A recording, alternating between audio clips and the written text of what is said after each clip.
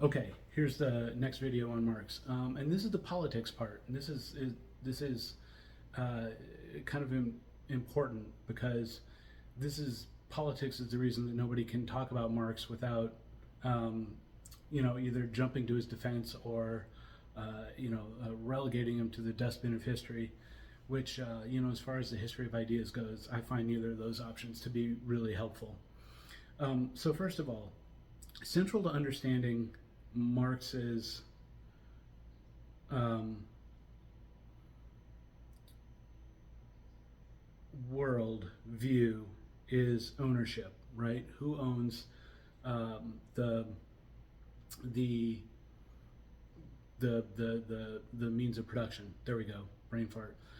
Um, and in the world that he lived in, it was the factory owners that owned the means of production. Now, as we said, the factory workers would have been alienated.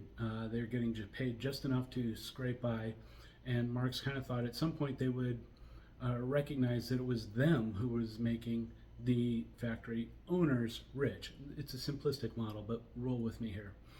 Now, Marx thought that at some point you would have a realization on the working class. That's what he called class consciousness, which we could talk about if I guess if people were interested, and you would have the working class proletariat would band together and overthrow the bourgeoisie, overthrow the factory workers, because as long as the factories are running, and then the goods and services that people need to survive are existing, and wealth is being created. So Marx kind of thought that people would get together and overthrow the factory workers, and then they would have the wealth, for themselves.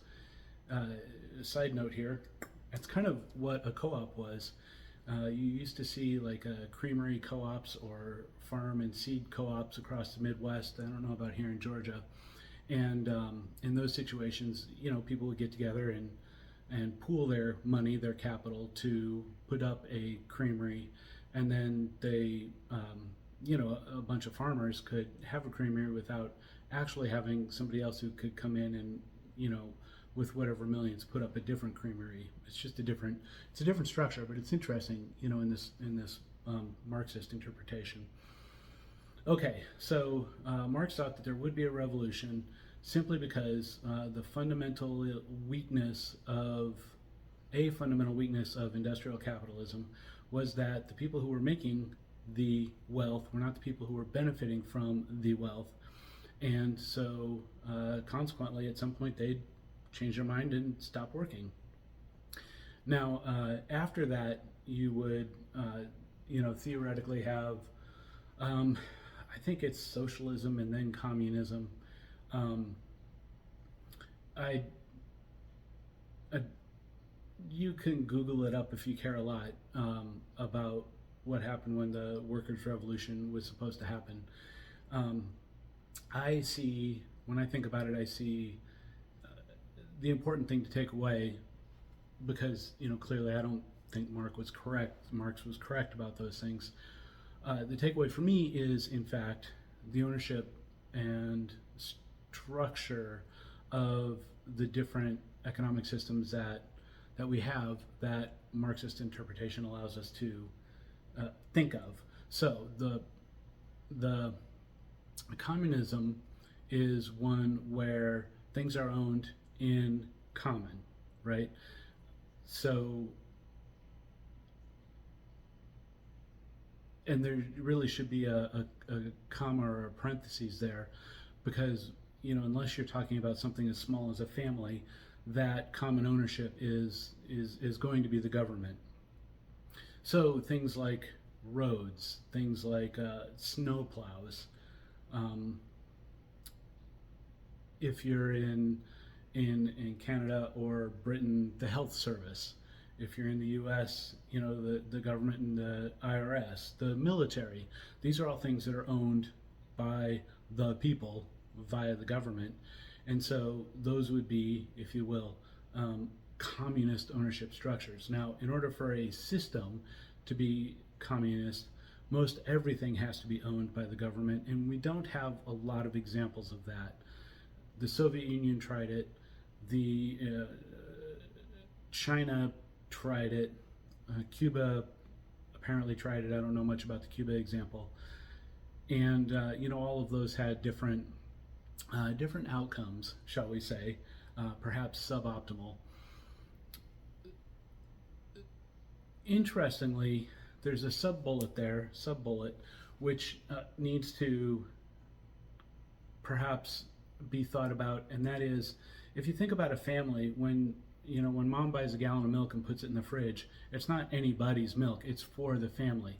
That milk is held in common. So in some ways, a family relationship, unless yours was particularly dysfunctional, is a fairly communist kind of relationship. If you think of an old-fashioned monastery, then in a monastery the monks don't really own much of their own stuff. Maybe their Birkenstocks, maybe their robes, but for the most part, everything in the monastery is owned in common, and you use what you need, and you don't. And the monastery takes care of its people. It's the trucks that the monastery owns aren't owned by any individual monk. It's owned by the monastery. The grounds that the monastery owns are not owned by any individual monk. It's owned by the monastery. And that's why I kind of brought up the military example earlier. Not that the military is a flaming hotbed of commies. Obviously it's not. But the ownership structure is one where the individual owns very little, and the group owns most everything that individual is going to need to get things done. Okay, so that's communism. We'll put that over here. The next level would be, well, no, let's go all the way to the other side. An absolute free market economy would be one where the individual owns whatever the individual can own, and is free to do with that individual property whatever he or she wishes. So, if you have land, you can grow trees, you can grow corn, you can build condos, you can do whatever you want on that land because it's your land. And in so doing, if you can make money with that land, that's on you, right? Now, there are a lot of, so I will say it doesn't appear that at the large level communist systems work very well, at least not pure communism. Even in the Soviet Union before the crash, you had people dealing in black market Levi jeans, or so the story goes. So if you had a black market, you had at least some market economy there. Similarly, you can't really have a perfectly free market economy. At the most extreme example, you can't have slavery. You can't own someone else and then lease out their services. We call that human trafficking. It's not okay. And as soon as you've said, well, here's a thing you can't do, then it's not a perfectly free market. And so, at least for me, when you see these huge political debates about communism and market economies, I find those to be, maybe a little bit tiresome, because it's not really a meaningful distinction.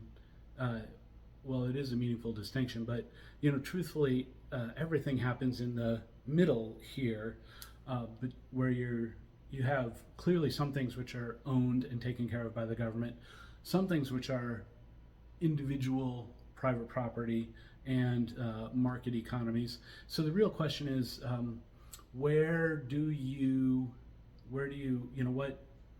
what things do you leave to the market, and what things do you try and take care of through the government? So if you really want to talk about how things work, you end up with a fairly nuanced conversation about trade-offs. You can't have everything. You can't have high-speed rail and national health and the biggest military in the world and the best retirement system, pension system, all paid for by the government, you can't have all those things because you need, nobody can afford all that. It'll drag down the market part of the economy too much, and it just won't be, it won't be productive enough. Uh, so, which of those things do you really want taken care of? Do you want your roads to be nice? If you live up north, do you want them paved? Um, do you want national health? Do you want a pension for old people? Those, do you want good education? Those are all things that you may decide are worth paying for. Do you want a kick-ass military? Those are things that you might agree are worth, paying the taxes and paying for. When it comes to the market economy, how much do you regulate food safety things? Are you going to let farmers sell raw milk? If not, why not? Are you going to let little kids sell lemonade on their driveway? If not, why not? Are you going to let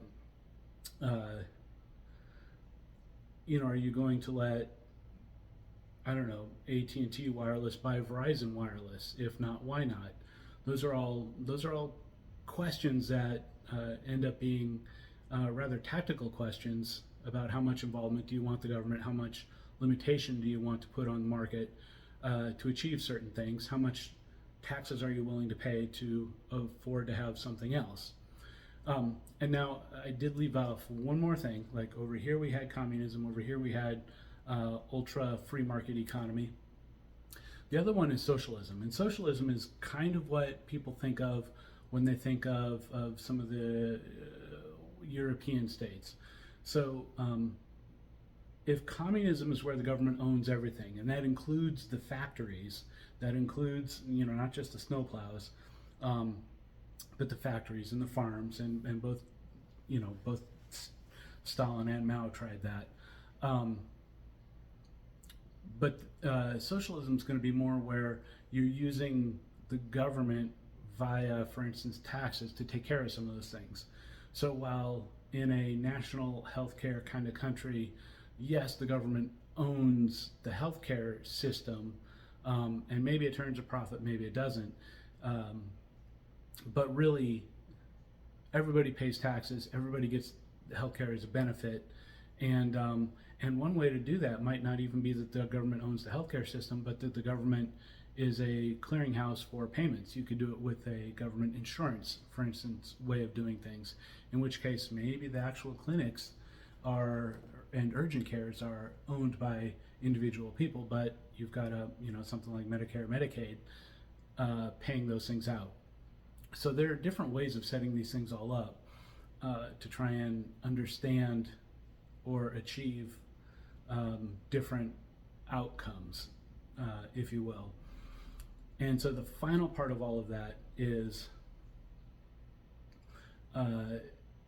sort of and this, I don't know if this should be its own video either. The final part of this is how do we understand, yeah, I'm going to kill this one.